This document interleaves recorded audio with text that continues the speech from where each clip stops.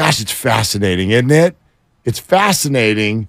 The mind of a coach. Yeah. When something like that happens, his mind went to the same place Steve Kerr's did, which was the damn video got out. That damn video got out. And I get it. I get how they're wired. Look, they're in an egomaniacal, athletic, type A, alpha scenario. And so guys getting up all in each other's face and pushing and shoving and maybe even a hit here or there is probably not that far out of the realm of the norm. But this one was obviously incredibly intense. But everybody's mind goes immediately to, boy, we would have been able to handle this if the video didn't get out. And I just keep feeling like if I'm Jordan Poole, that's an offensive answer. It's the reality, though. Right. It's the absolute reality. And I think because the video got out, that's what makes me even more surprised that there wasn't a greater punishment, because the video did get out. And so if the video never would have gotten out, but the report came out, there was an altercation at practice, and Draymond Green punched Jordan Poole in the face.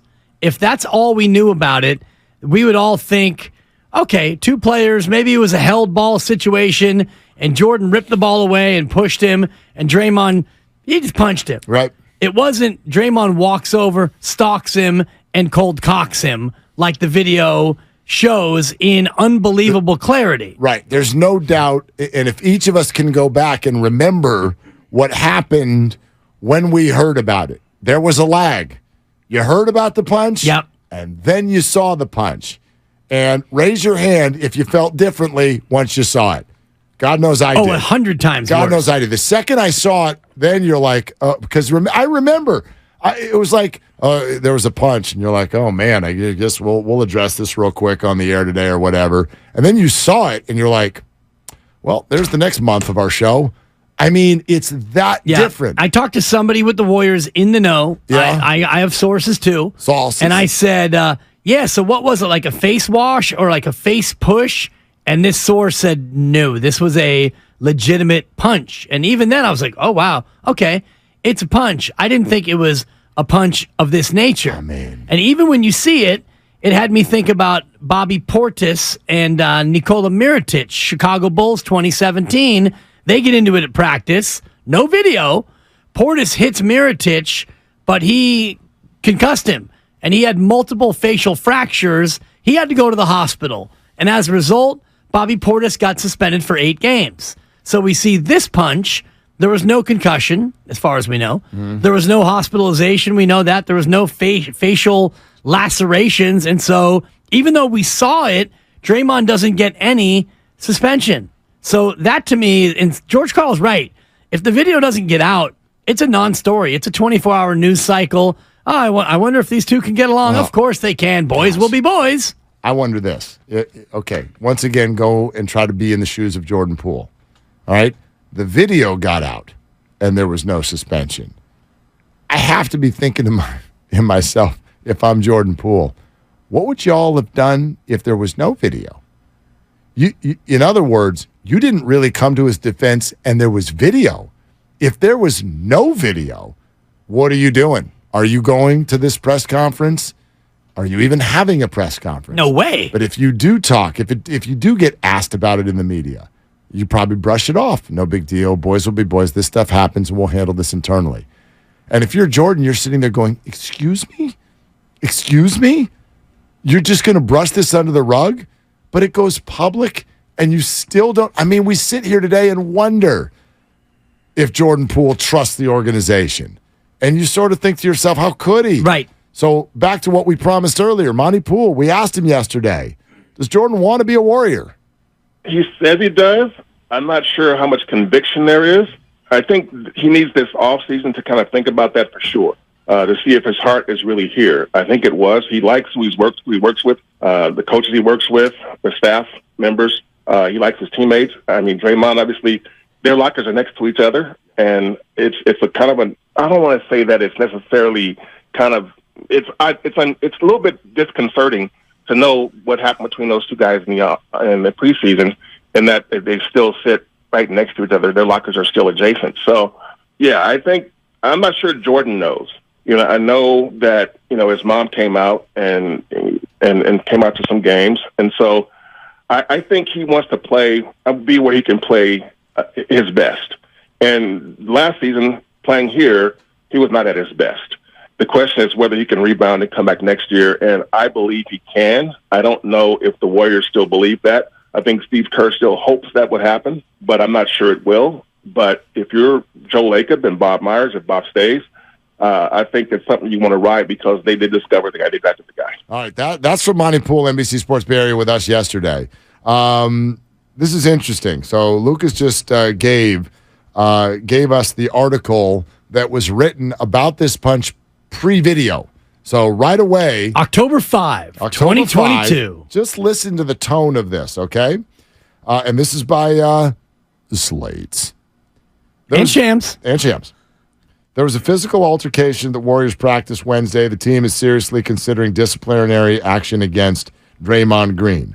When a heated interaction with guard Jordan Poole escalated, Green forcefully struck Poole and needed to be separated swiftly. Green and Poole came chest to chest, with both players pushing and shoving each other prior to Green's escalation of the physical altercation. The Warriors stopped practice, tried to settle nerves in the team's locker room area, but it appeared that internal discipline is imminent. Poole and Green are known to regularly get into verbal arguments, but the team's management leadership believes a line was crossed. That's the tone. Now, when I read that article in the moment, your immediate reaction is, all right. Two players in an altercation, pushing each other, which the video shows was not the case. Draymond never pushed Jordan Poole. Jordan Poole pushed Draymond, and Draymond escalated it to punch in the face land. So the report, according to sources, the report not 100% accurate, but the way it reads like a garden variety dispute between two players, heated interaction. Draymond Green forcefully struck Poole. Doesn't say in the face. It could be like a punch in the chest or a punch in the stomach or who knows what, right? It definitely doesn't completely accurately describe what we all saw in the video. Right.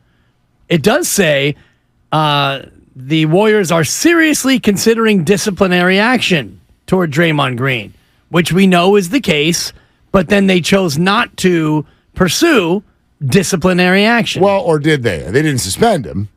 No. I do believe there was a fine and there was a go away from the team for 4 or 5, 6 days, whatever and it was. Less than that, but yeah. Well, but I forget what it was. Neither here nor there. Yeah. To your point about the video, and George Karl is absolutely right in what he says from a management standpoint, but for me, the leaking of the video, when the video comes out, it's akin to Jordan Poole being punched a second time. Because you get punched and it hurts.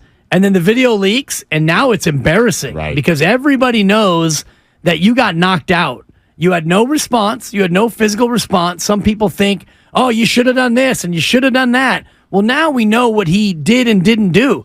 He got knocked out, and that's it. And the guy who knocked you out did not get punished, and your parents saw it, your friends saw it, everybody close to you, they saw you get knocked out, and the team did nothing about it. It's like he got hit twice. I mean, we sift through all of this now this week after it coming back up, after watching the Warriors fall short, looking at all of these different angles, the finances, where this issue sits, the play on the court of all these players. The more I sit here and think about this, they got to trade him. They got to trade him. I don't know if they can, because I like him enough, and I think they do too, to where you're not dealing him for nothing. You're not going to give this guy away. He's too good of a young asset in the NBA. But, my gosh, they got to trade him. They got to trade him. Right. Or else risk a repeat of what we saw this year, which is this thing continues to linger. The vibe. Jordan Poole plays the way he played this year, which Jordan Poole's better than that. Jordan Poole played tentatively at times. At times he played too aggressively. He didn't know his role. The whole team did not feel like they were as in sync as they had been in the past. So if you don't trade him and you're going to keep Draymond Green, and I think you're right that Steph, Clay, and Dre are going to be given another chance to, quote, run it back.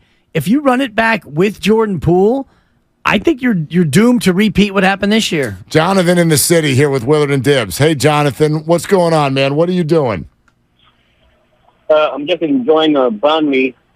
I just wanted to tell you guys, if one of the core three absolutely has to go, I'm sorry to say it's going to be Klay Thompson, man. Because Draymond Green, I've been calling this station since the inception, since the genesis, and I'm the biggest Draymond Green supporter, man. There's everything about that guy is about, winning. I know he comes with a little bit of baggage, but that's 10%. 90% of Draymond Green is essential to winning. So if the plan and the goal next year and beyond is to still win and go after a championship, Draymond Green needs to be a part of that.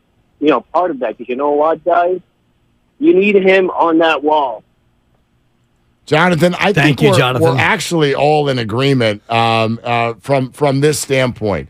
If there was one, and you asked me this earlier, if there was one of them that were to leave and the Warriors keep playing at the highest possible level, which would it be? And I agree with you that it's Klay Thompson. But I'll back that up and say that's solely because his sort of position, the way he plays it, is not as unique at what the other two players do. Steph is otherworldly, and we've never seen another player like him. And Draymond is such a Swiss Army knife on the court, and the vocal leader and the spiritual leader, or whatever you want to call him, the on-the-court leader on both sides of the ball. Klay is a shooting guard who shoots, right? He's a very, very good one, but there are a bunch of those. There are other people who do that. So while I agree with that, though, I still back up to my original point, which is any of the three not being on this team next year for me is a non-starter. Right. Total non-starter. Well, and for Joe Lacob, it's a non-starter. And Steph Curry's not going anywhere. He's under contract for 3 more years, and you're not trading him. Klay Thompson, 1 more year under contract, and then we'll see. Hopefully he's open to a massive pay cut, because I think that's what he's going to look at in terms of wanting to stay or being able to stay.